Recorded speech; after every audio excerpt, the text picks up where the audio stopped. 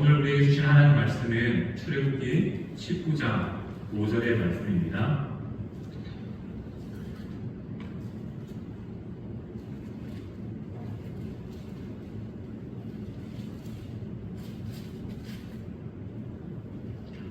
주신 말씀을 함께, 한 절의 말씀을 함께 읽도록 하겠습니다. 함께 읽습니다. 세계가 다 내게 속하였다니 너희가 내 말을 잘 듣고 내 언약을 지키면 너희는 모든 민족 중에서 내 소유가 되겠고. 아멘. 우리가 십계명을 계속해서 살펴보고 있습니다. 특별히 우리가 십계명을 살펴볼 때 십계명의 한 계명 한 계명의 말씀을 살펴보기 위해서 우리가 어떠한 관점으로 이해할 것인가를 오늘은 살펴보고자 합니다. 특히 오늘 말씀을 살펴보면 19장 5절은 출애굽기 20장에 십계명이 주어지기 전에 이스라엘 백성에게 주어진 말씀이라고 보면 되죠. 그 말씀 가운데 내 언약을 지키며 이라는 가정이 있습니다. 그리고 그 가정 위에 그렇게 하면 이스라엘 백성들이 나의 소유, 하나님의 소유, 하나님의 나라, 하나님의 백성이 되리라라는 말씀을 주셨습니다. 바로 십계명의 이해함에 있어서 중요한 단어가 있습니다. 언약이라는 단어인데요. 이 언약이라는 단어를 중심적으로 해서 오늘은 십계명을 이해하는 세 가지의 방법에 대해서 함께 살펴보고자 합니다. 십계명을 이해하기 위해서는 세 가지의 관점을 이해해야 됩니다. 첫 번째는 이 십계명이 언약 문서의 성격이 있다. 그리고 도덕법으로서의 성격이 있다. 하나님 나라의 법으로서, 하나님 나라의 헌법으로서의 성격이 있다라는 세 가지를 기억하면서 이 세 가지를 조금 더 자세히 설명드리도록 하겠습니다. 언약과 십계명. 우리는 먼저 우리가 이해하는 말씀. 십계명은 이 말씀을 다는 다루진 않았지만 거의 중요한 모든 것들을 다루는 말씀이 십계명이라고 알려드렸습니다. 그래서 고로 십계명은 하나님의 말씀과 같다라고 말씀드렸죠. 우리가 이 하나님의 말씀을 이해하는 방법들이 여러 가지가 있습니다. 어떤 사람들, 어떤 성도들은 이렇게 이해합니다. 성경을 어떻게 이해합니까? 이거는 다 하나님이 우리에게 주신 명령이다. 그래서 해라, 하지 마라 이해하는 그런 사람들이 있습니다. 그리고 어떤 사람들은 자문과 같이 그런 성경들을 보면서 세상에 좋은 말씀을 다 모아온 것이 성경책이다, 하나님의 말씀이다 라고 생각하는 사람들이 있습니다. 그리고 어떤 사람들은 읽어보지 못한 사람들이 많이 그렇게 말하죠.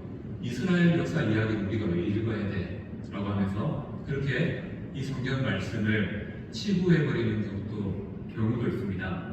하지만 오늘은 우리가 이러한 많은 생각들 가운데서 이 성경 말씀이 언약의 책, 하나님의 약속이 담겨있는 책이라는 관점으로 이 십계명을 함께, 또 하나님의 말씀을 함께 이해하면 좋겠습니다. 이 시간 십계명이라고 말하지만 결국 성경 전체의 말씀이다 라고 생각하면서 내용을 이해해도 좋을 것 같습니다. 십계명, 하나님의 말씀을 제대로 이해하는 방법 중에 하나가 무엇입니까? 바로 언약을 아는 겁니다. 약속을 아는 거죠. 성경은 언약의 책입니다. 언약의 하나님께서 언약 백성에게 주신 책이 바로 이 성경 책이라는 것이죠. 십계명을 보면 하나하나가 다 하지 말라 하라라는 명령의 형태입니다. 하지만 그것보다 더 중요한 것은 그 가운데 언약이 담겨있다는 것, 이 언약이 무엇인지를 계속해서 한번 설명하고자 합니다. 언약이 담겨있다는 것이고요. 그렇다면 언약은 무엇입니까? 언약은 하나님과 백성의 관계를 설명하는 단어입니다. 하나님이 어떤 분이시고 우리는 어떤 존재인가? 우리는 하나님을 어떻게 생각해야 되고 하나님 우리를 어떻게 여기시는가? 그런 관계를 설명하는 것이 바로 언약이라는 단어에 담겨 있습니다. 언약하면 약속이라는 단어도 이해하면 좋겠지만 그것보다 하나님과 나의 관계가 언약으로 맺어졌다는 것은 남이 아니라 뗄 수 없는, 결코 끊을 수 없는 그러나 강력한 것으로 묶여있다는 것을 의미하는 것이 언약이라는 것이죠. 왜 십계명이 언약과 관련됩니까? 십계명이 주어지기 전에 일어났던 사건이 있습니다. 유월절이라고 하는 그 명절을 중심으로 출애굽에서 장자의 주님 앞에 이스라엘 백성들을 구원하시는 놀라운 출애굽의 여정이 시작됩니다.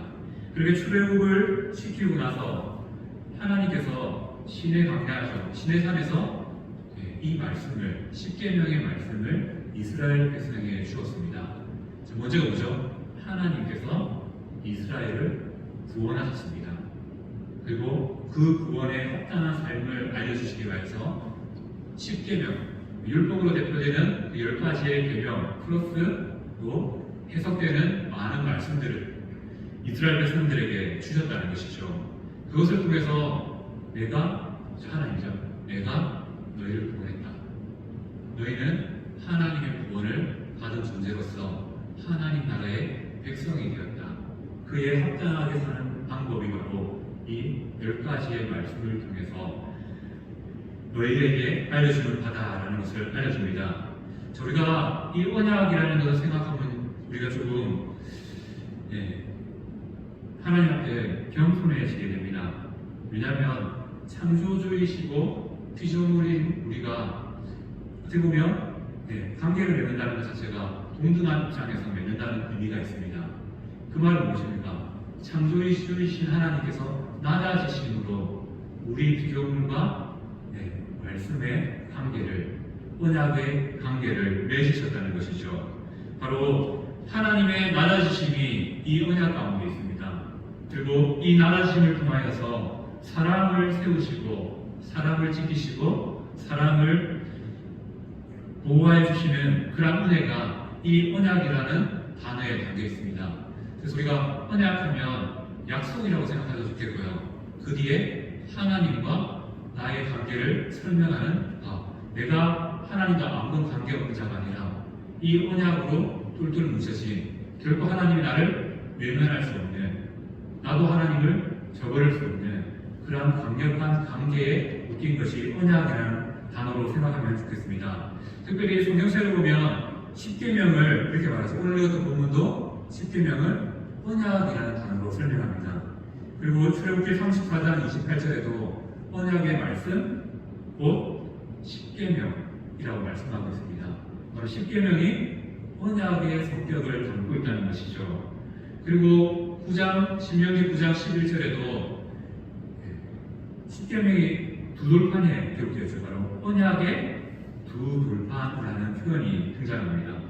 그리고 예레미야서 31장으로 가면요, 이런 표현이 있습니다. 이스라엘 집과 맺을 언약이라는 표현을 바로 이 십계명을 두고 말하는 것입니다.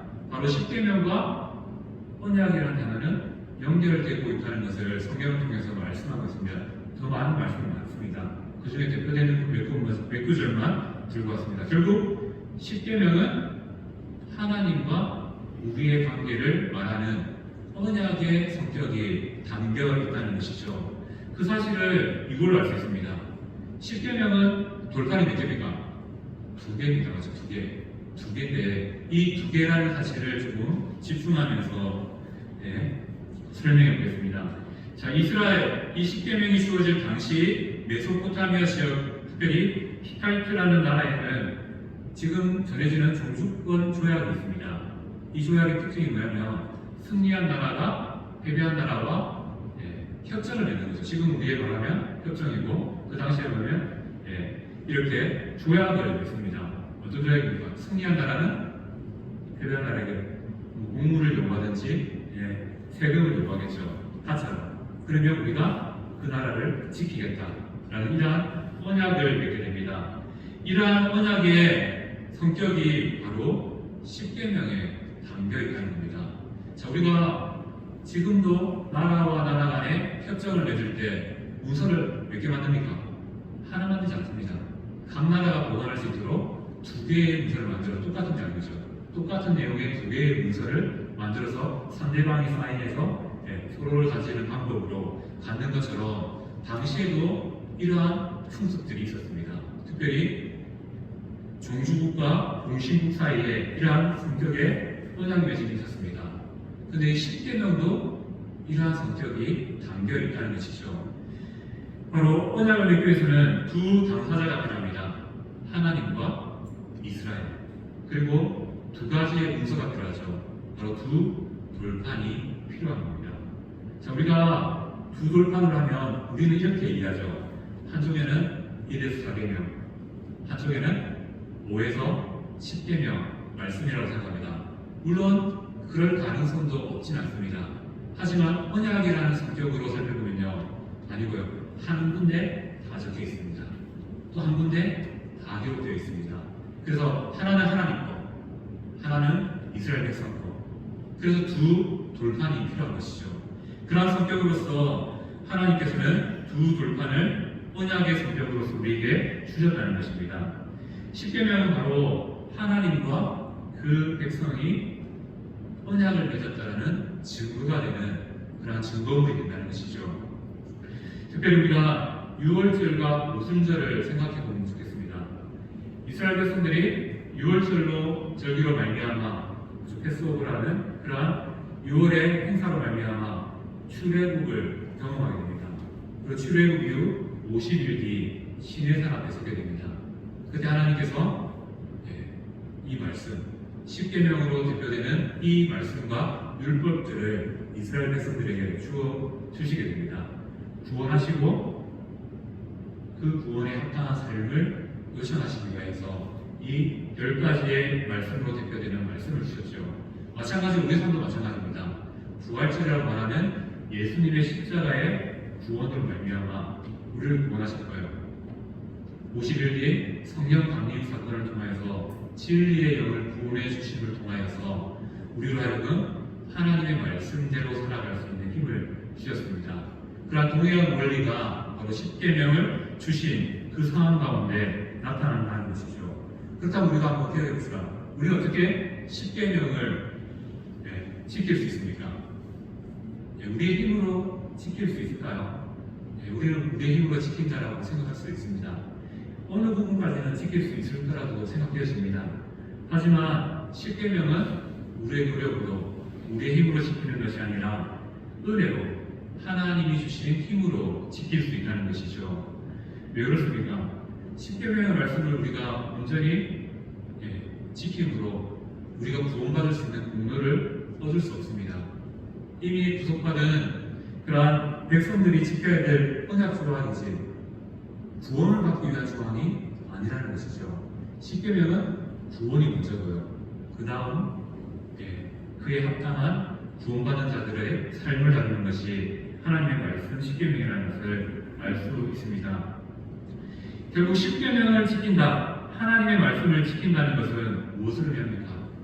하나님과 내가 남이 아니라 관계, 언약이 맺혀진 관계가 되었다는 것을 의미합니다.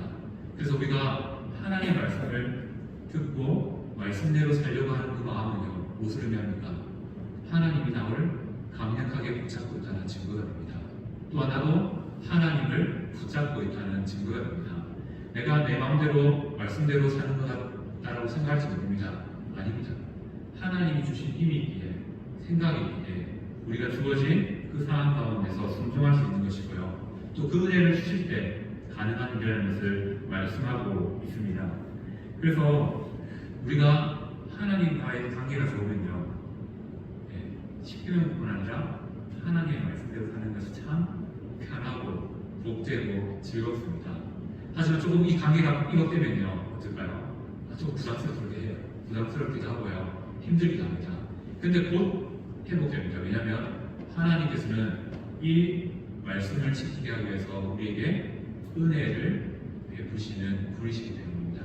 우리가 은혜 없이 이 말씀을 지킬 수 없기 때문에 먼저 은혜를 베풀어 주신다는 것이죠.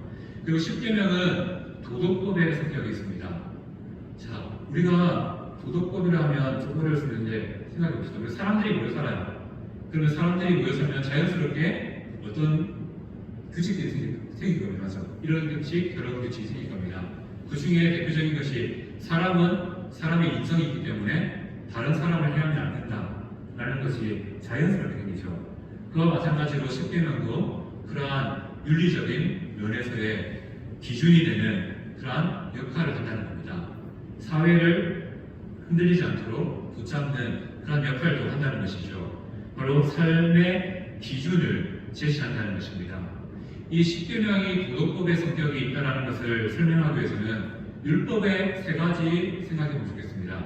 율법은 세 가지로 분류됩니다. 의식법, 절기, 제사, 정결법 같이 어떻게 해야 되는지, 어떻게 하나님께 나아가야 되는지 알려주는 의식법이 있습니다.